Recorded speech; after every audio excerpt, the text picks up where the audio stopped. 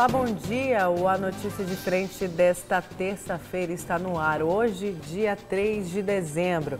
E aqui ao meu lado, o professor Lourenberg Alves e o Lúcio Sorge. Bom dia, professor. Bom dia, Nayara. Bom dia, Lúcio Sorge. Bom dia, telespectador. Bom dia, Lúcio. Bom dia, Nayara. Bom dia, professor Lourenberg. Uma honra tê-lo aqui novamente. E, é lógico, agradecendo aí o telespectador pela companhia de sempre. Vamos começar a notícia de frente desta terça falando do Grupo Petrópolis, porque o Grupo Petrópolis deixa de pagar 200 milhões até 2020. Com a derrubada dos vetos do governo Mauro Mendes e a manutenção da lei de restituição dos incentivos fiscais em Mato Grosso, a cervejaria Petrópolis deixará de pagar cerca de 200 milhões em ICMS até outubro do ano que vem. A informação consta no pedido do governo do estado para derrubar a liminar que mantém os incentivos fiscais à empresa que teria sido adquirido por meio de pagamento de propina no ex-governo de Silval Barbosa, conforme delação do próprio Silval Barbosa. Na verdade, fica aí a dúvida, né? Foi o governo Blairo Maggi ou Silval Barbosa? Na realidade, o seguinte, esse incentivo fiscal para a cervejaria Petrópolis começou lá no governo Blairo Maggi e depois ele foi renovado, foi aumentado lá no governo de Silval Barbosa. E para ser bem justo aqui, foi uma pessoa, eu tinha falado que era no governo de Silval Barbosa, depois uma pessoa me corrigiu e falou, não, isso começou lá no governo Blairo Maggi.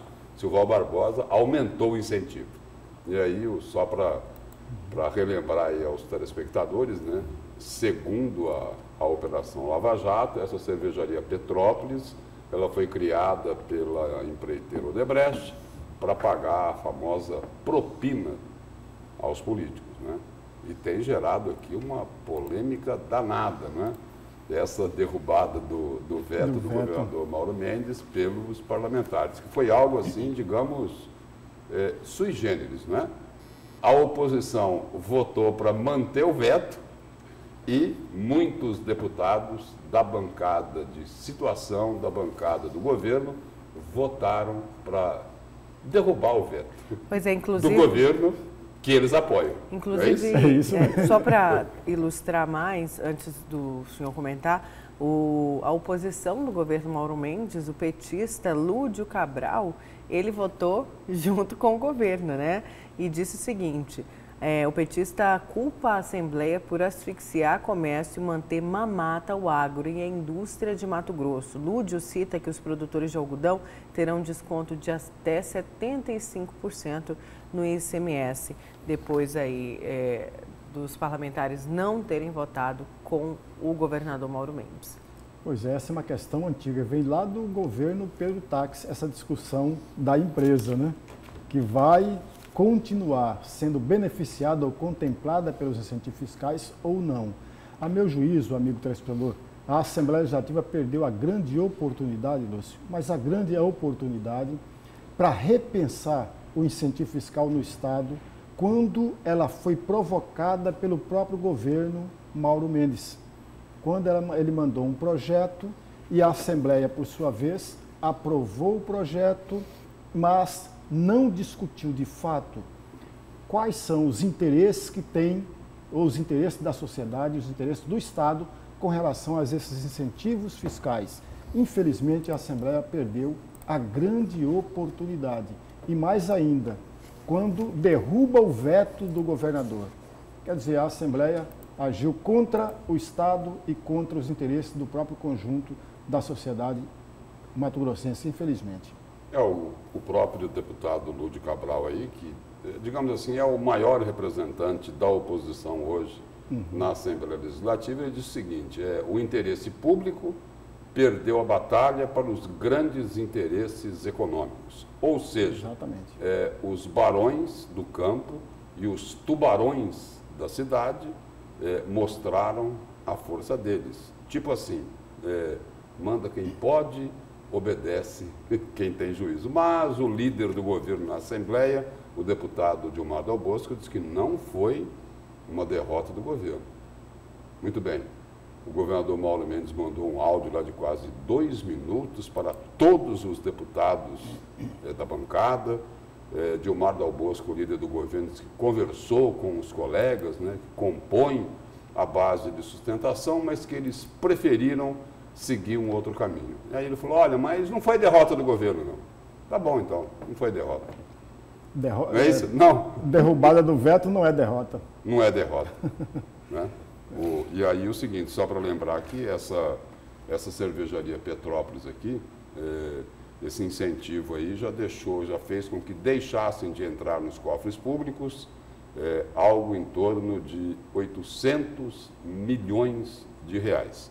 E aí o seguinte, essa decisão lá dos deputados, essa decisão beneficiou a cervejaria Petrópolis e mais 52 empresas. E um detalhe que é muito interessante, professor Lorenberg, gostaria da sua ajuda e do seu auxílio para me ajudar a entender, a interpretar isso. Beneficiou 53 empresas. Aí já disseram, olha, não pode se falar o nome das outras empresas para proteger o sigilo fiscal. Mas da Petrópolis pode falar isso? Ou será que tem uma guerrinha comercial aí? Hã? Será que, de repente, não colocaram água no chope das outras cervejarias? Das concorrentes? Não sei. O que o senhor acha disso? Por que é que não aparece o nome das outras empresas? Só aparece de uma delas, né? Só de uma delas. Só de uma delas. No mínimo estranho. Não, mas é um absurdo mesmo que tenha se mantido o incentivo de 90% para essa cervejaria, envolvida aí em muitas denúncias, né? Desde a Operação Lava Jato, passando aí pela delação do ex-governador Silval Barbosa, né? Mas mesmo assim foi mantido o incentivo. Eu quero saber agora os destaques de vocês para hoje. Vamos começar com o seu, professor. Nayara, Lúcio e amigo telespectador, no dia 22 de novembro, a senhora Katy Allen, parece-me que é essa a pronúncia, ela é dos Estados Unidos e fundadora do Centro para Mulheres e Democracia, ela esteve na Fundação Getúlio Vargas e participou de todo um debate, de toda uma discussão a respeito das mulheres na política. E em razão do debate, da entrevista que foi feita com ela, da participação dela, eu destaquei 2 ou 3 itens que me chamaram muito a atenção, principalmente quando nós vemos o universo feminino eleitoral, que é hoje 52%, e, no entanto, só é representada no Congresso Nacional por 15%, ou seja, 15% de mulheres fazem parte dos 513 deputados federais e mais 81 senadores. É essa a discussão e esse é o tema do meu comentário. Olha, e o seu comentário? Perdão, e o seu comentário? Vamos lá, Nayara. Meu comentário aqui é sobre essa queda de braço, né? Essa troca de farpas, né? Esse duelo permanente aí, político, né? Entre Emanuel Pinheiro e Mauro Mendes, que parece não ter fim, né? Ou seja, a data para acabar isso daí é em outubro do ano que vem, né? Porque aí a questão é eleitoral. Mas o fato novo é que o prefeito Emanuel Pinheiro está denunciando o governador Mauro Mendes por perseguição política com uso da delegacia fazendária. E ele protocolou na última segunda-feira, ontem, portanto, né? Uma denúncia contra a Polícia Civil e a Delegacia Especializada em Crimes Fazendários e contra a Administração Pública, a DEFAS, por uso ilegal da máquina pública contra a gestão do Executivo Municipal. Isso daqui tem a ver com uma reunião na casa lá do vereador Juca do Guaraná, e aí uma servidora lá do Hospital São Benedito, acabou prestando aí um depoimento. Ela prestou um depoimento lá na Câmara e prestou um depoimento também na Polícia Civil, dizendo o seguinte, de que estavam nessa reunião, algumas pessoas, ela disse até que o prefeito estava nessa reunião e que estavam lá definindo valores para fazer o seguinte, para que esses valores fossem repassados aos vereadores para cassar o mandato do vereador Abílio Júnior. Confusão das grandes. É o meu destaque de hoje. Tá, Lúcio, daqui a pouco então a gente vai para o seu destaque. Olha, o senador pelo PL, o Wellington Fagundes, participou ontem do Jornal do Meio-Dia. Ele falou aí, entre alguns assuntos, sobre a Lei Candir, o FEX e também a internacionalização do aeroporto Marechal Rondon. Confira alguns trechos. Senador, essa questão aí da internacionalização do aeroporto Marechal Rondon parece que estava preso aí a uma salinha, é isso? Olha, na verdade são vários aspectos, porque essa internacionalização dependia muito de vários organismos do governo federal. A Anvisa, principalmente a Secretaria Nacional de Aviação Civil, que felizmente depois de tanto trabalho e persistência, estivemos em muitas audiências e conseguimos, e todas as providências então estão sendo tomadas com essa normativa. Então a concessionária que vai assumir agora, já no final desse mês, ela vai fazer todas as adaptações necessárias. E aí eu quero aqui deixar bem claro para a população que aquilo que foi acusado da Receita Federal, que estava colocando dificuldade, não é nada disso. Essa normatização precisava sair, ser publicado, que vai ser publicado no Diário Oficial. E com isso, então, nós teremos a curtíssimo prazo essa possibilidade. Principalmente porque a nova concessionária também, claro, ela tem todo o interesse de promover essa internacionalização. Até porque o aeroporto de Várzea Grande é o aeroporto maior que tem hoje do interior do Brasil, é o segundo maior aeroporto em área, são 720 hectares, nós estamos no centro da América do Sul e com certeza nós podemos ser aqui um aeroporto central para distribuição aqui para todo o Mercosul. E isso já tem empresas interessadas e os investimentos, então, agora também compromisso. Agora, senador, ao falar do aeroporto, a gente lembra, a população lembra de outra obra que ficou, na verdade, outra promessa que ficou no meio do caminho, que o senhor já teria cobrado aí uma resposta, que é o VLT. A gente sabe que o governo federal, que, na verdade, o governo do estado pediu um estudo federal, mas como que a bancada pode ajudar nesse sentido? Porque a população espera uma resposta, vai ou não terminar o VLT? Bom, isso é uma decisão do governador. Ele foi eleito para isso e ele prometeu que em um ano ele tomaria a decisão. Mas eu já tive várias reuniões lá na Secretaria, principalmente no Ministério do Desenvolvimento, e já há uma posição do governo federal. E há uma Mas a Secretaria Nacional de Mobilidade Urbana parece que pediu um prazo maior para analisar, não é? Que terminaria em fevereiro do ano que vem. Já está analisado. Já está analisado. Já está definido. Agora, o governo do estado contratou uma consultoria para que o governo do estado... Independente da federal. Exatamente. Para que o governo do estado apresente isso ao Ministério. Com que objetivo? Principalmente porque nós temos hoje 350 milhões de financiamento pronto, disponível para o Estado. Agora o Estado tem alguns embrólios aqui, que é exatamente a questão da justiça. O consórcio perdeu aqui junto ao Tribunal de Justiça em Mato Grosso, mas recorreu ao STJ. Então, essa decisão, claro que ela também tem a decisão política administrativa, que é do governador eleito Mauro, e é também a decisão da Justiça. E, claro, o Ministério tem hoje já definido não só a liberação desse recurso, mas a possibilidade, inclusive, de outras parcerias. Então, o VLT... Mas em Brasília, no caso, o Ministério já decidiu que o VLT é para ser retomado, é isso? Não, essa decisão é do governo do Estado. É do governador. É do governo do Estado. Agora, em caso o governo do Estado não queira retomar, todo o recurso que já veio, o Estado terá que devolver. Então, a transformação de um projeto de VLT para BRT, por exemplo... Começaria do zero. Teria consequências, porque o Estado teria que devolver o que já foi aplicado. Então, é uma situação, uma tomada de decisão que o governador Mauro terá que tomá-la o mais rápido possível, né? Até porque quanto mais demora, mais danifica o patrimônio público, mais juros estão sendo pagos e a população não está sendo atendida. Agora, eu compreendo que o governador pediu um ano e ele teria esse prazo, e esse prazo está expirando agora. Sucessão municipal. Como é que o PL, o partido do senhor, aí, vai participar desse processo eleitoral do ano que vem, especialmente aqui em Cuiabá? A tendência é se aliar ao MDB de Emanuel Pinheiro? Hoje o PL, nós já apoiamos a eleição do Emanuel, e hoje o PL, na Câmara de Vereadores, através do vereador Chico 2000, apoia a administração. Agora, apoiar a administração não é necessariamente um compromisso da reeleição.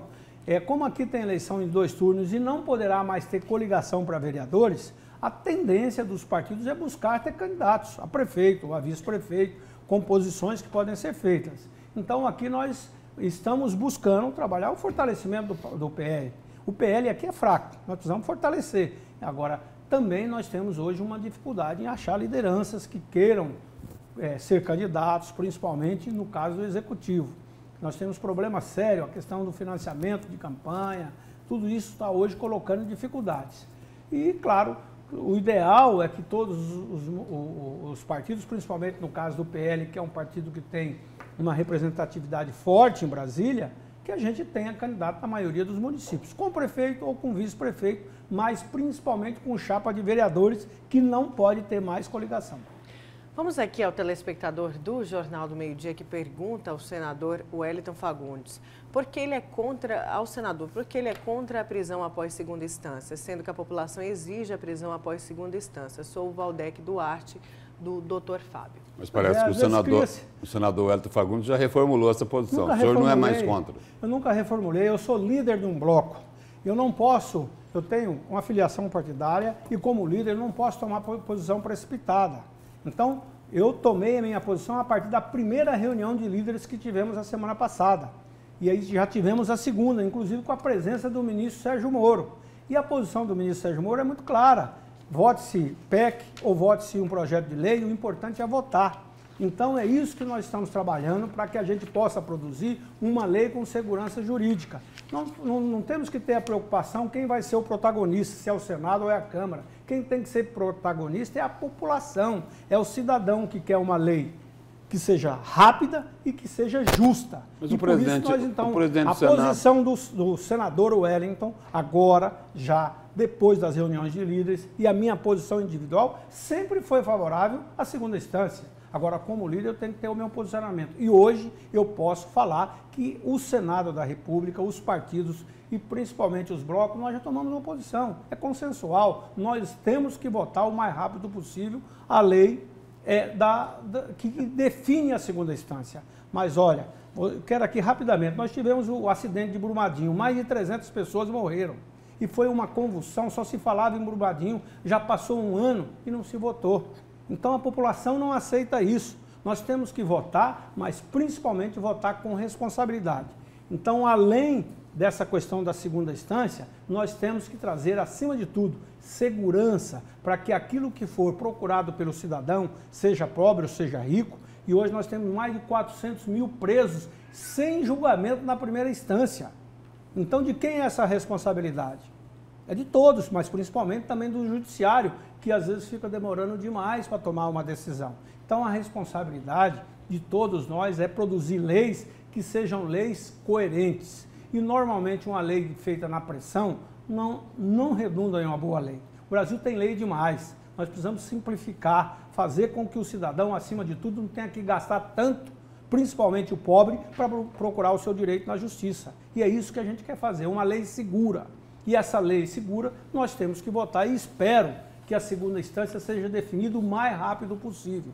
Mas, principalmente, sem querer ser eu sou o dono da bola, eu que sou o protagonista. Não, é o cidadão que tem que ser o protagonista. E é o que se fala também que o presidente do Senado e o presidente da Câmara, como o senhor falou em bola, eles querem deixar isso fora do jogo, né? Não tem interesse em votar a prisão em segunda instância. A reunião de líderes que nós tivemos a semana passada foi uma cobrança muito clara e, inclusive, o ministro Sérgio Moro lá se posicionou nesse sentido. Olha, é importante votar, mas algo que traga segurança jurídica. Essa foi, então, a entrevista com o senador Wellington Fagundes. Mudou de posição aí, professor, mudou em relação à segunda instância. A segunda instância, mas a entrevista foi muito boa, né? Ele tocando em 3 pontos que me parecem importantes, né, Lúcio? A primeira, a questão da internacionalização do aeroporto, que é antiga, né? É antiga, é uma reivindicação antiga. É claro que é humanamente impossível não transformar o aeroporto Marechal Rondon em internacional.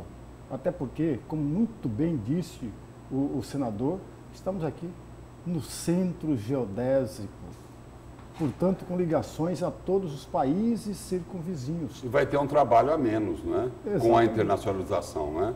Por exemplo, não vai precisar mudar o nome, porque o Marechal Rondon é assim, Aeroporto Internacional Marechal Rondon, só que por enquanto é só no nome, né? É só no nome.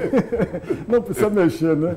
O outro ponto que o senador toca, ele foi feliz em falar isso, que o partido dele é fraco, e é fraco mesmo na capital, não tem grandes forças dentro, numa discussão maior com relação à capital. Agora precisa arrumar um grande candidato, se não for obrigado a fazer coligação.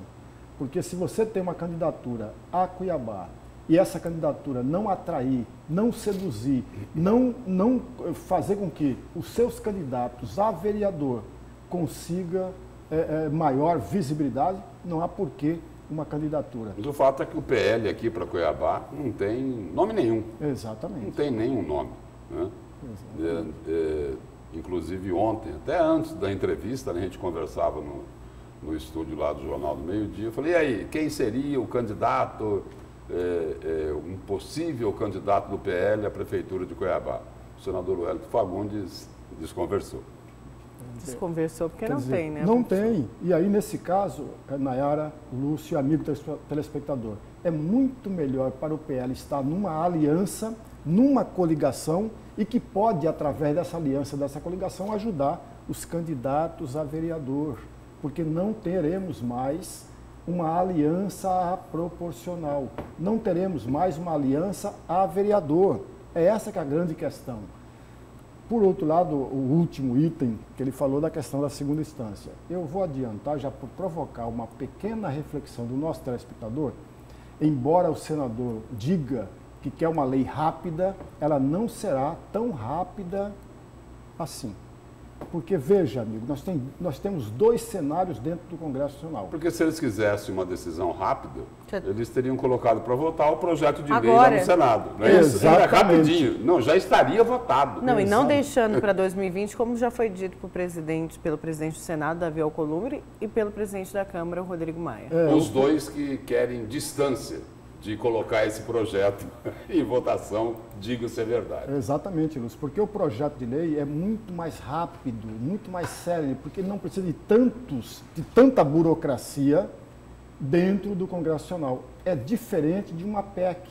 Aí, por exemplo, se eu estou abrindo mais um parênteses aí, podiam muito bem votar o projeto de lei lá no Senado e aí, no ano que vem, a Câmara vota a PEC. Acabou. Só que o problema estaria resolvido agora, não é isso? Exatamente. Porque a PEC, amigo telespectador, só para ajudar a reflexão de todos os nossos amigos telespectadores, a PEC na Câmara Federal está na CCJ, irá para a Comissão Especial da Câmara Federal, e que tem um prazo, se não me falha a memória, são 40 sessões, que tem que ser rigorosamente seguida, é regimental, lá na Comissão Especial. E só depois irá para o plenário da Câmara Federal, com 2 votações, e cada uma delas precisa de 308 votos.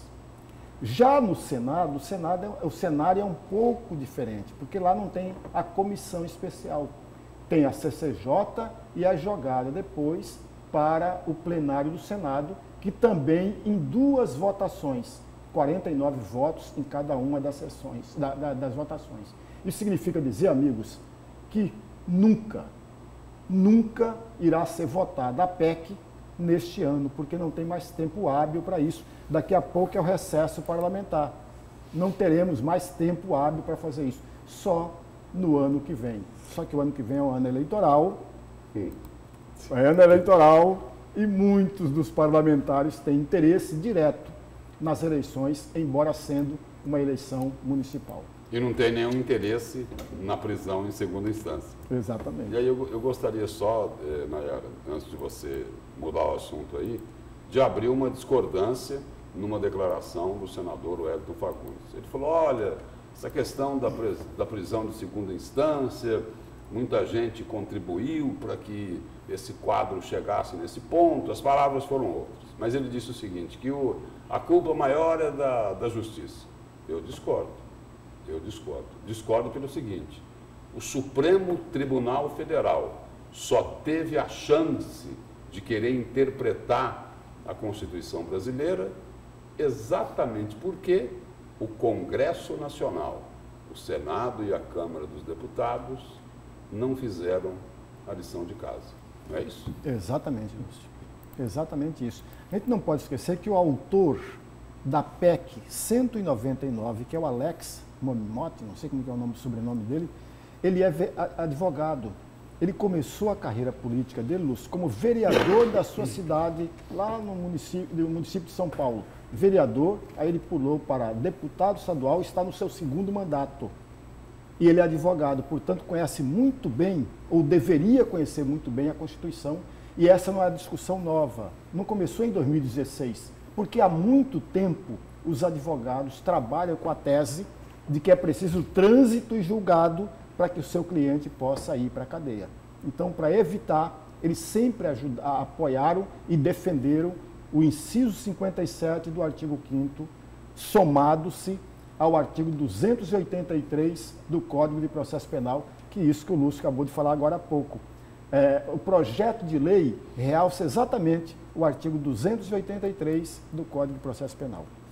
E falando em justiça em segunda instância, eu quero trazer aqui uma matéria do Antagonista, que Lula pede ao STF para anular condenação no TRF4 pelo sítio de Atibaia.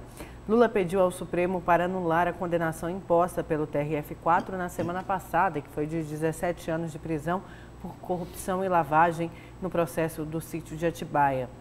O pedido foi feito dentro de habeas corpus da defesa, já negado por Edson Fachin, que queria suspender o julgamento do caso na segunda instância, realizado no último dia 27.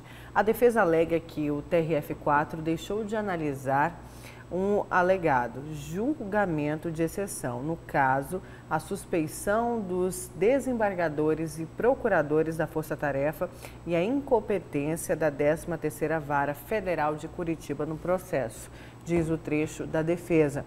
Também se queixa a defesa de o tribunal não ter seguido a ordem cronológica de recursos ao analisar antes de outros processos a apelação de Lula. Tudo isso foi rejeitado pelo ministro Leopoldo Raposo, do STJ, e também pelo próprio Fachin.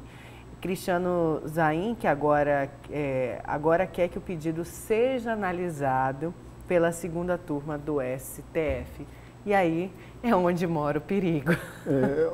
Nayara, amigo telespectador, vamos analisar sem o mérito do processo. Qual que vai ser a brecha agora? Vamos analisar de uma forma justa e correta. Neste particular, os advogados do Lula estão cobertos de razão. E vou dizer por quê. Não vou analisar o mérito, o conteúdo do processo. Vamos analisar exatamente o trâmite do processo. O que decidiu o Supremo Tribunal Federal? O Supremo Tribunal Federal decidiu que o delator fala primeiro e depois o delatado. Nesse processo do sítio de Atibaia, os dois falaram ao mesmo tempo. Portanto, pelo entendimento do Supremo Tribunal Federal, assim que recebeu o TRF4, assim que recebeu o processo, deveria devolvê-lo para a primeira instância e fazer o final tudo de novo. E depois encaminhá-lo para o Tribunal Regional, o TRF4. Aliás, tem um pedido do próprio procurador, que me fugiu o nome agora, Nayara, o próprio procurador da Lava Jato, um deles, pediu para o TRF4 anular a sentença, ou seja, devolver o processo à primeira instância.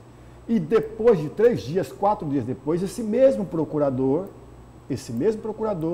pediu o aumento da pena. A pergunta que nós deveríamos fazer é a seguinte: por que durante 3 dias esse mesmo procurador muda de posição?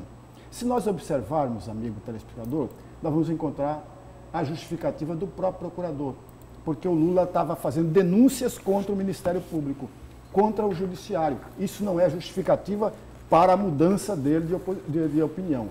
Um outro detalhe, a sentença dada pela juíza tem 40, amigos, vou repetir, mais de 40 parágrafos que são cópias da sentença anterior.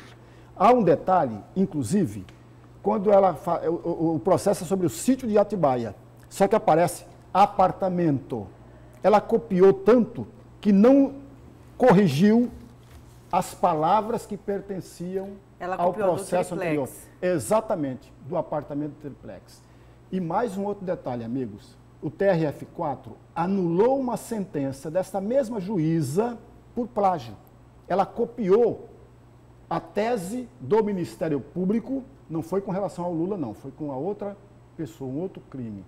Ela copiou a sentença do Ministério, a tese do Ministério Público, e esse mesmo TRF4 anulou esta sentença. E agora o seguinte, só me chama a atenção, depois de ouvir aí as explicações que o senhor deu aí sobre o processo, só me chama a atenção que o advogado do ex-presidente Lula, Cristiano Zanin, que elencou aí para pedir a anulação aí, várias questões, né? A Nayara até demorou uns 3, 4 minutos aqui para elencar as questões que o advogado colocou lá no recurso. Só que eu fiquei esperando e isso não ocorreu. O advogado do ex-presidente Lula não rebateu, não falou que ele é inocente, não é isso? Que as acusações são mentirosas. Ele ficou na superficialidade para questionar outros aspectos. Olha, não podia fazer isso por causa daquilo, e com um detalhe. O TRF4, o Tribunal Regional Federal lá de Porto Alegre, usou uma brecha para fazer esse julgamento aí do sítio de Atibaia, uma brecha que foi deixada pelo próprio Supremo Tribunal Federal.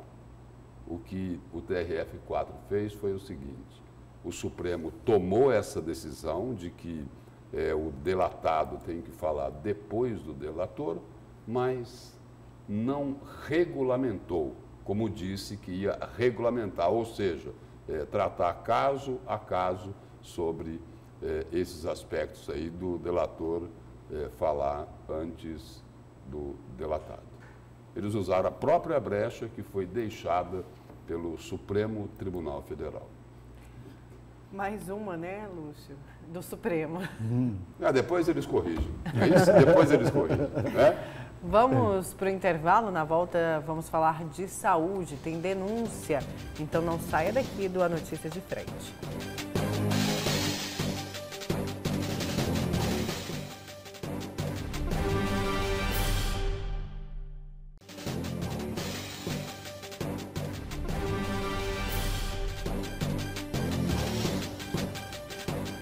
Voltamos com a notícia de frente e o Conselho Nacional de Justiça está realizando uma inspeção no Poder Judiciário mato-grossense. O objetivo principal da verificação é tornar o Poder Judiciário mais ágil no atendimento à população. Até sexta-feira, dia 6, 4 juízes auxiliares do Conselho Nacional de Justiça irão fazer a inspeção de rotina no Poder Judiciário mato-grossense. A inspeção é um ato rotineiro, como bem disse o ministro, é programado anualmente em todos os tribunais. A Corregedoria Nacional do CNJ procura averiguar se está tudo certo, está tudo em dia, e sai até elogio e não só punição. Na quinta-feira, dia 5, o Corregedor Nacional de Justiça vai estar em Cuiabá para conversar com a população e receber sugestões e críticas sobre o andamento de processos na Justiça Estadual. Através de videoconferência, o ministro Humberto Martins disse quais são os objetivos e o lema desta inspeção no TJ de Mato Grosso. Inicialmente, destacar o sentido das primeiras palavras buscadas no livro da sabedoria. Praticai a justiça, principalmente para aqueles que têm na justiça o amor às pessoas e fiquem afastados das iniquidades. Esse é o lema principal da inspeção rotineira no Mato Grosso. Em nível geral de qualidade na prestação de serviços, o Tribunal de Justiça de Mato Grosso, depois do Distrito Federal, é o segundo melhor do país. Quanto ao tempo de julgamento, quanto às metas alcançadas, quanto à eficiência da atividade meio do seu tribunal. Então são vários e vários quesitos que são apurados pelo CNJ. E dentre eles nós somos o segundo atrás do Tribunal de Justiça do Distrito Federal. O tribunal vai muito bem no aspecto da gestão, né? Nos números, né? Isso é demonstrado em todas as análises que são feitas pelo próprio CNJ. Por parte da Defensoria Pública, o que falta é acesso à justiça para parte da população mato-grossense, né? Isso não é culpa diretamente do Tribunal de Justiça, é culpa do Estado de Mato Grosso como um todo, né? Que ao longo dos últimos anos, já dos últimos 20 anos, não investiu o suficiente para propiciar acesso à população carente à justiça. Isso se faz através da Defensoria Pública. Mas o Poder Judiciário mato-grossense é apontado como o último do Brasil na realização de tribunais do júri. Essa questão foi muito discutida porque nós temos dito que nem nós tínhamos esses números corretos, eficazes. Como é que o CNJ teria esses números, né? E agora sim nós fizemos levantamento, estamos fazendo levantamento e tivemos esses dias de júri e não por falha nossa, alguns não foram realizados, certo? Seja por falta de advogado, de defensoria ou outro meio. Mas nós já estamos corrigindo também isso, porque o Poder Judiciário mato-grossense não ficará em último lugar em nenhum quesito. A Justiça Estadual tem 30 desembargadores e 256 juízes trabalhando em 79 comarcas. Hoje existem várias comarcas do estado que ainda não têm o serviço da Defensoria. Então, nesses locais, a população mais carente ela não tem acesso à justiça. Embora o judiciário está funcionando adequadamente, comparado com os outros estados, mas parte da população ainda está desprovida disso. Então, o que falta para nós é isso. Nós temos várias comarcas que não têm magistrado, só que ele atua num dia sim, num dia não, por videoconferência ou no PJI, ele atua em 2, 3 comarcas. Então, cada um tem que ver o seu papel institucional. O judiciário não deixa nenhuma comarca sem juiz, ainda que seja remotamente. É uma diferença de opinião aí entre o presidente do Tribunal de Justiça, né, o desembargador Carlos Alberto, e o defensor-chefe lá da Defensoria Pública aqui de Mato Grosso, o Clodoaldo Queiroz. Que, aliás, é o seguinte, aí o presidente do Tribunal de Justiça diz, olha, nós damos um jeito, o juiz acaba atendendo, mesmo que seja dia sim, dia não, só que precisa ver o seguinte, o valor do repasse do 10º do Poder Judiciário e o valor do repasse da Defensoria Pública, né? A Defensoria Pública precisaria nomear aí mais de 60 defensores. E como disse o defensor público geral ali, a Defensoria defende o pobre, aquele que não tem dinheiro para contratar um advogado. Em apenas 44 comarcas tem o defensor. Faltam defensores em mais de 30. E isso sim é responsabilidade de todo mundo. Não adianta nada ficar exibindo ranking, não é? Quer dizer, não é que não adianta nada, é que fica faltando sempre alguma coisa, porque não adianta nada exibir lá no ranking que é o melhor nisso, é o melhor naquilo, e o cidadão mais pobre não ter condições de se defender. Aí vai estar faltando justiça, não é, professor? Exatamente. O Lúcio foi muito feliz, né? Mas muito feliz, porque não tem cabimento, a meu juízo, e o Lúcio deve pensar também da mesma maneira, você tem 79 comarcas no universo de 141 municípios, mas não tem 79 defensorias ou representantes da defensoria em cada uma dessas comarcas. Portanto, você tem um distanciamento da população pobre, da população carente diante da justiça. Por outro lado, não são todos os municípios que tenha uma faculdade de Direito que possa também buscar essa faculdade para, através dos alunos, através dos professores, ter um pouco mais dos seus direitos garantidos. Não tem. Por isso o Lúcio foi muito feliz. Aí tem que contratar o que eles chamam de advogados dativos, pagando 10, 15, 20 vezes a mais do que custaria um defensor.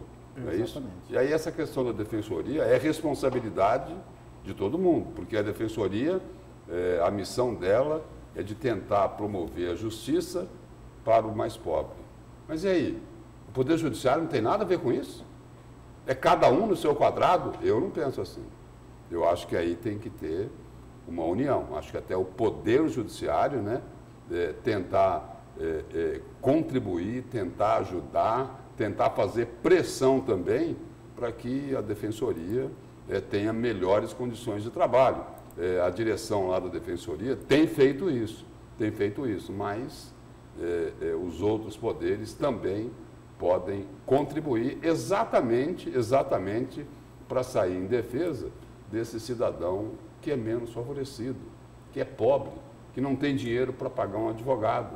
E aí, de repente, ele precisa de um medicamento de alto custo, precisa de uma cirurgia, precisa de uma UTI, não é isso? Ou a mulher lá que sofre maus tratos, precisa da proteção da justiça. Isso deveria sensibilizar todos os poderes. Professor, vamos para o seu destaque. Nayara, Lúcio e amigo telespectador, no dia 22 de novembro, a Fundação Getúlio Vargas promoveu um longo debate, uma longa discussão a respeito das mulheres na política. E participou desse debate, participou dessa mesa de debate, a senhora Katy Allen, que é originária dos Estados Unidos e fundadora do Centro para Mulheres e Democracia.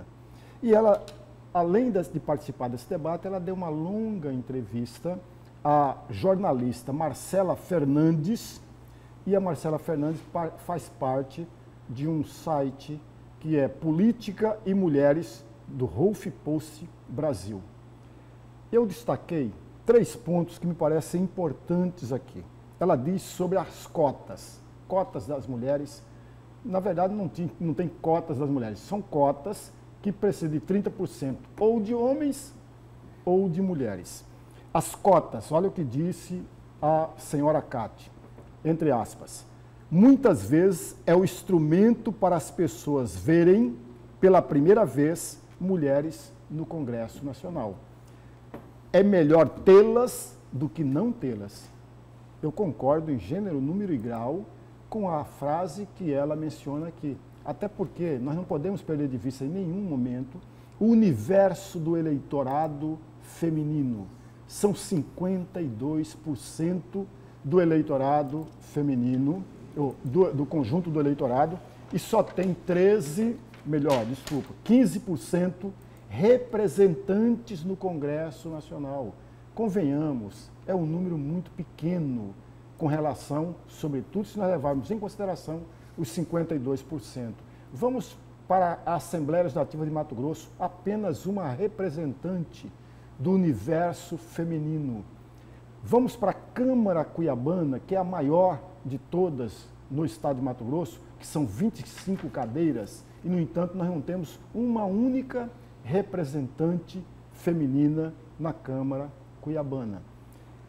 Um segundo item que eu destaquei da fala dela, entre aspas, vemos uma grande diversidade nas mulheres eleitas e muito poucas são de extrema direita. Eu aqui quero discordar um pouco da frase dela.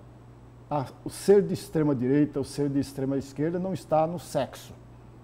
Nós vamos encontrar tanto mulheres quanto homens de extrema esquerda quanto de extrema direita. Um terceiro ponto que ela destaca, entre aspas, coisas boas acontecem quando você tem mulheres no poder. Nós enfrentamos muito mais questões de uma maneira que não se fazia antes. Eu, particularmente, sou partidário da ideia, Lúcio, de que as mulheres tratam de uma forma, tem um olhar diferenciado de muitas questões que envolvem o mundo político eleitoral. Eu não tenho a menor dúvida disso. Talvez porque nós não temos um número muito grande de mulheres no próprio jogo político eleitoral. E aí ela remata tudo isso, amigos. Ela remata dizendo que aposta na geração de mulheres jovens para ampliar a participação feminina na política. E aí ela coloca 2 itens.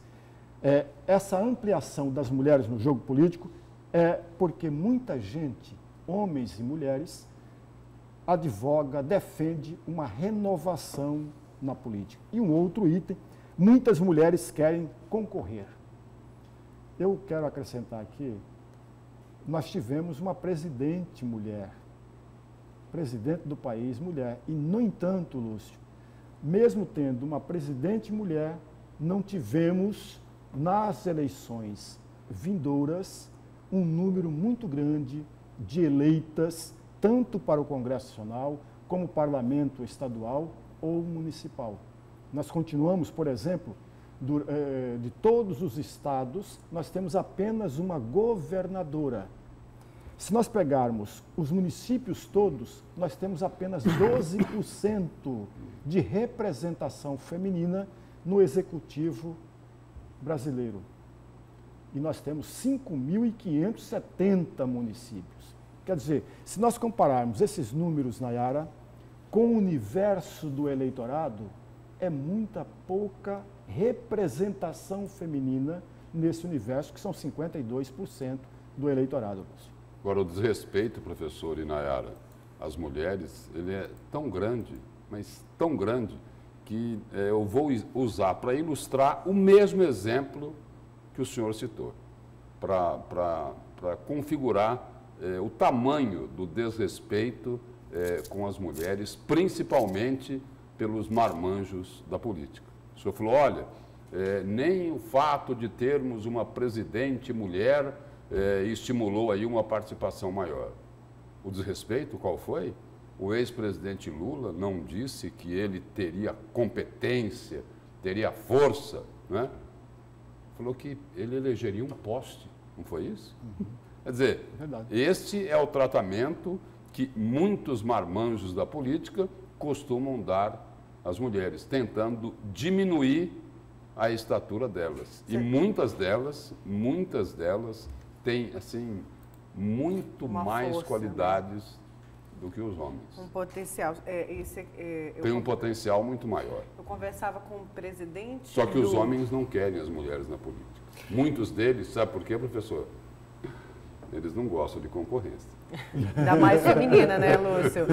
Você sabe que eu conversava, professor, com o presidente do Diretório Municipal do PSL, Carlos Hagashima, e ele falava da vontade do PSL lançar mais mulheres, até porque a senadora Selma Arruda fez um grande trabalho de incentivo aí, que as mulheres participem da política. Ele falava isso, ele foi perguntado, inclusive, por conta de toda a denúncia de ser aí laranja, das mulheres terem sido laranja em algumas candidaturas do PSL. Ele disse, inclusive, que o PSL está investigando isso e vai ter punição se confirmar.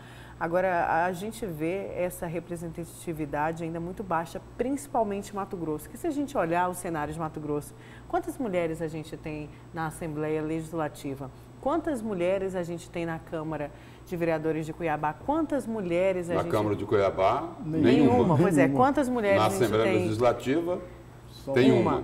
Quantas mulheres a gente tem na Câmara de Várzea Grande? Fazendo aí, quantas prefeitas temos aqui? Quantas deputadas federais, senadoras? Pouquíssimas. Muito pouco. Pouquíssimas, pouquíssimas. Mais. Agora, o Lúcio tocou num ponto, né, que é muito interessante. Os partidos políticos, infelizmente, continuam tendo como donos homens. Sim. Eles mandam e desmandam, inclusive com a prerrogativa de distribuir aquele chamado fundo eleitoral. Ainda que, obrigatoriamente, 30% desse fundo eleitoral tem que ir para a candidatura feminina. ainda assim são eles que dominam, são eles que controlam. E esses homens que dominam os partidos, né? Eles não são apenas homens, né? Eles são coronéis. Coronéis. Não é isso? Exatamente. Alguns estão lá há 20, 30 anos. Eles mandam e desmandam, fazem o que bem entendem, né? De acordo com as próprias conveniências. Quem não lê na cartilha, está fora. Vamos então para o nosso intervalo. Na volta vamos falar de saúde. Não saia daí.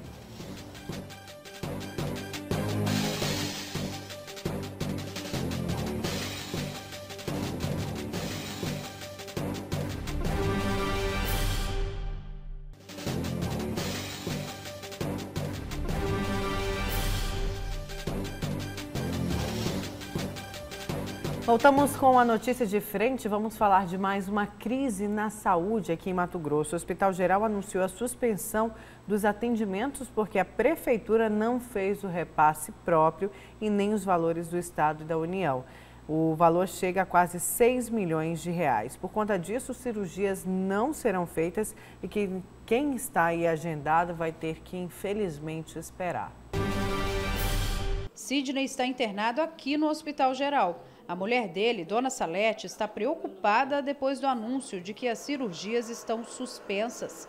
Sidney precisa passar urgente por uma cirurgia no coração. Eu fiquei um mês no pronto-socorro com ele. Lá conseguimos uma vaga para cá, dia 18 de novembro a gente veio para cá para fazer esse procedimento. Chegamos aqui, todo dia para fazer e não deu. Eu fui de novo no Uricard para saber como que funciona, daí ela me falou o seguinte, que está tudo paralisado por falta de pagamento. 5.800.000 reais. Este é o valor do repasse que deveria ter sido feito pela Prefeitura no mês de novembro e que não aconteceu. O recurso é referente ao dinheiro repassado pelo Ministério da Saúde, Estado e Prefeitura. O valor já foi debitado na conta da administração, segundo a presidente do Hospital Geral. E ela não entende porque o repasse não foi feito até agora. Nesse mês, nenhum tipo de repasse, que chegou ao valor total de 5,8 milhões. 3 milhões, em torno de 3 milhões e 600 que o Fundo Nacional de Saúde repassou para o Fundo Municipal, 416 mil, que é um incentivo da cardiologia, que a Secretaria Estadual também repassou para o Fundo Municipal, e mais o valor referente aos incentivos municipais, que já totalizam 854 mil que deixaram de ser repassados para o Hospital Geral. 74% do valor do repasse vem do Fundo Nacional. Outros 24% do Estado e apenas 1,9% da Prefeitura. O recurso da administração está atrasado desde dezembro do ano passado. O acumulado soma 854 mil reais. Enquanto o repasse não é feito, as contas do hospital vencem e as notificações de suspensão do serviço já chegaram, como as de luz. Esses atrasos, somados ao atraso que aconteceu em novembro, que foi o não repasse do Fundo Nacional de Saúde, mais o não repasse dos valores de incentivo da Secretaria Estadual, fizeram com que tanto o corpo clínico do hospital como as empresas que fornecem gases, água, energia para o hospital nos notificassem de suspensão. Então, administrativamente, nós não tivemos outra alternativa a não ser informar a Prefeitura que, caso esses repasses não sejam feitos e regularizados, nós não temos como receber novos pacientes na estrutura hospitalar. O Hospital Geral atende diariamente cerca de 300 pacientes. Com a falta de repasse, pelo menos 20 cirurgias, como cardiovasculares e também neurocirurgias, por exemplo, deixarão de ser feitas todos os dias. Neste momento, atinge somente os serviços eletivos, são as consultas, as cirurgias agendadas de maneira eletiva. O hospital mantém todos os atendimentos de urgência e emergência para não prejudicar a população. Reforçando, então, quem tem procedimento marcado, por exemplo? Neste momento, estão suspensos, a não ser os pacientes que necessitem de algum atendimento de urgência e emergência e os pacientes já internados, né? Para os pacientes internados, nós vamos continuar dando assistência de qualidade que o hospital sempre atendeu esses pacientes. Os atendimentos estão suspensos, segundo a presidente do hospital, até que os pagamentos sejam regularizados. É importante ressaltar que no dia 10 de dezembro vence um novo pagamento. O receio é que este valor também não seja repassado ou atrase. Por conta disso, a presidente do hospital faz um apelo à administração, porque a situação por aqui já é considerada crítica. A única coisa que o hospital espera é que eles façam os repasses dos recursos que já estão lá, da produção que já foi realizada, porque tudo isso refere-se à produção de setembro de 2019. Então, essas produções já foram auditadas, fiscalizadas, já estão no Ministério da Saúde. As reuniões mensais que são feitas para avaliar a nossa produção já foram realizadas, as notas fiscais já foram emitidas e já estão na Secretaria Municipal. Então, a gente espera que os repasses sejam efetivados. Quem espera por atendimento sabe da urgência, porque muitas vezes a vida não pode esperar. Então, eu estou aqui pedindo um apelo para que consiga esse prefeito, que ele olhe no estado do meu esposo, que está aqui, porque o prefeito tem 2 braços, 2 olhos, 2 pernas para andar, e não tem que não meu esposo que está em cima de uma cama aqui há 8 anos, precisando desse procedimento. E ele está aí, não podendo pagar as pessoas. Então, o que eu estou pedindo? Pelo amor de Deus, que ele pague essas pessoas, o profissional que está aqui dentro, para que faça cirurgia do meu esposo logo, para poder ir para casa com ele, para eu não adquirir mais nenhuma infecção aqui dentro. E em nota, o secretário de Saúde de Cuiabá, Luiz Antônio Postes de Carvalho, disse que a colocação do Hospital Geral sobre valores em atraso não condiz com a verdade, que os processos sobre os serviços prestados estão em fase de finalização no setor de regulação. Após isso, serão assinados, liquidados e aí sim estão aptos para pagamento. O secretário também informou que o governo de Mato Grosso deve a Cuiabá 40 milhões de reais referentes às contratualizações. Sobre o índice de valorização de qualidade, o secretário disse que realmente Cuiabá ficou com dificuldades no cumprimento. Em relação à renovação contratual, a Secretaria de Saúde fará na repactuação a diminuição dos serviços contratados pelo Hospital Geral. Olha, a situação é um empurra para o outro, que culpa um terceiro e assim por diante.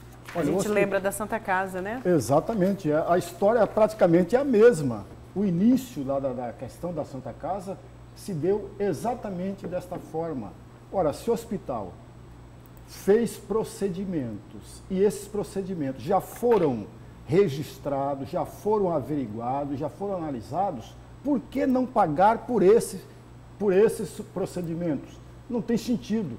Ah, mas o secretário diz que o Estado deve 40 milhões. Peraí, mas o que o Estado tem a ver com uma dívida que deveria ser quitada pela Secretaria de Saúde? Não tem nada a ver. A saúde precisa ser tratada não como discurso durante a campanha eleitoral, mas como prioridade de todas as prioridades. Não é justo mesmo, amigos, que alguém que é colocado numa cama hospitalar não tenha todos os atendimentos necessários e importantes para ele continuar nem vivendo, Nayara, sobrevivendo. Então é preciso que as pessoas comecem a observar e analisar tudo isso e ver a saúde como prioridade e não como palavra no discurso eleitoral. E a direção lá do hospital diz o seguinte, de que o débito, a conta em aberto, chega próximo aí dos 6 milhões de reais. É isso que ela diz, não é isso? Verdade. Os pagamentos, os repasses estão atrasados. Aí, a Secretaria de Saúde de Cuiabá diz o seguinte, diz que aquilo que o hospital coloca, a direção do hospital coloca, não condiz com a verdade. São os termos usados na nota aí pela Secretaria. Mas que os processos sobre os serviços estão em fase de finalização no setor de regulação e que depois disso serão assinados, liquidados e aí sim estarão aptos para pagamento. Então é o seguinte, então tem pagamentos em aberto, né? Porque a Secretaria no momento diz, olha, não condiz com a verdade, mas olha, nós estamos aqui tomando as providências para fazer os pagamentos. Então, tem pagamentos a ser feitos. Tem pagamentos que devem ser feitos. E de outro lado, também se fala aqui num débito, não é, do governo do Estado de 40 milhões de reais com a Prefeitura de Cuiabá. Aí eu só queria relembrar o seguinte, o governo do Estado diz que, referente a 2019, os repasses estão absolutamente em dia e que vem pagando de forma parcelada ao longo do ano aqueles débitos que vieram lá do governo anterior. É o que o senhor falou, professor. Um joga para o outro, né? O outro joga para o um e todo mundo parece que empurrando a situação com a barriga, né? Vamos para o Na saúde, né? Na saúde caótica, que não fica um dia sem ter problema. Vamos para o seu destaque, Lúcio? Vamos lá, meu destaque aqui é para falar aí dessa crise, né, que só aumenta entre o prefeito de Cuiabá, Emanuel Pinheiro, e o governador Mauro Mendes. O lance mais recente aí surgiu nesta segunda-feira. Emanuel denuncia Mauro Mendes por perseguição política com uso da DEFAS. A reportagem foi publicada na tarde de ontem pelo portal Gazeta Digital, dizendo o seguinte: o prefeito de Cuiabá, Emanuel Pinheiro, protocolou uma denúncia contra a Polícia Civil e a Delegacia Especializada de Crimes Fazendários e contra a administração pública por suposto uso ilegal da máquina pública contra a gestão do Executivo Municipal. Na denúncia, Emanuel Pinheiro afirma que o delegado-geral da Polícia Civil, Mário Demerval, pressionou os delegados da DEFAS, Anderson Veiga e Lindomar Toffoli, para, entre aspas, agilizar a investigação sobre a suposta compra de votos dos vereadores na casa de Juca do Guaraná, do vereador Juca do Guaraná.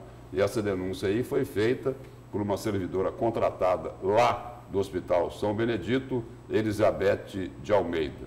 O prefeito Emanuel Pinheiro relata aqui a reportagem, entregou a denúncia ao presidente e à vice-presidente da Assembleia, Eduardo Botelho e Janaína Riva. O documento será avaliado pela Procuradoria Legislativa e possivelmente analisada pelo Colégio de Líderes ainda nesta terça-feira, para que seja decidido se a denúncia vai para o plenário. E aí a reportagem levanta aqui alternativas de que a Assembleia pode encaminhar a denúncia ao Ministério Público ou até abrir uma CPI, uma comissão parlamentar de inquérito, para investigar o uso político da DEFAS. E aí essas informações preliminares são de que depois do pedido, esse pedido aqui entre aspas, de Mário Demerval, os delegados alegaram não ter provas concretas que subsidiem uma investigação e sofreram sanções por causa da negativa, pois o pedido, segundo Emanuel Pinheiro, olha só, a acusação é grave, segundo Emanuel Pinheiro, partiu do governador Mauro Mendes. A investigação citada por Emanuel Pinheiro é decorrente da denúncia dessa servidora pública, a Elizabeth de Almeida, que afirmou que os vereadores da base do prefeito se reuniram na casa do vereador Juca do Guaraná para denunciar, ou melhor, para negociar a cassação do vereador Abílio Júnior do PSC com pagamento de propina em dinheiro. E aí, na denúncia dessa servidora, contratada lá do Hospital São Benedito, também consta dessa denúncia que ela fez lá na Delegacia Fazendária, também consta que o prefeito Emanuel Pinheiro também esteve presente nesse dia que a servidora estava lá, também esteve presente lá na casa do vereador Juca do Guaraná. E aí uma outra informação, divulgada também ontem à tarde pelo site Mídia News, é de que o delegado Lindomar Toffoli foi transferido da Delegacia Especializada de Crimes Fazendários. Segundo ele, a decisão foi tomada na semana passada pela diretoria da Polícia Civil. Aí a reportagem aqui do Mídia News lembra que o delegado Toffoli foi citado pelo prefeito Emanuel Pinheiro nesta denúncia de que o governo estaria utilizando a Polícia Civil. Questionado sobre esse assunto, Toffoli apenas afirmou que para incriminar é necessário ter provas, mas que não estava responsável pelo caso. E aí o delegado-geral aí da Polícia Civil, Mário Demerval, ele informou também o seguinte, que até o momento, até ontem à tarde, ele não havia sido notificado oficialmente sobre essa denúncia do prefeito de Cuiabá, Emanuel Pinheiro, que acusou aí o governador Mauro Mendes de estar usando a estrutura da Polícia Civil de Mato Grosso para perseguição política. Olha só onde chegou o caso aí, começou lá com o procedimento lá que foi aberto na Câmara Municipal de Cuiabá para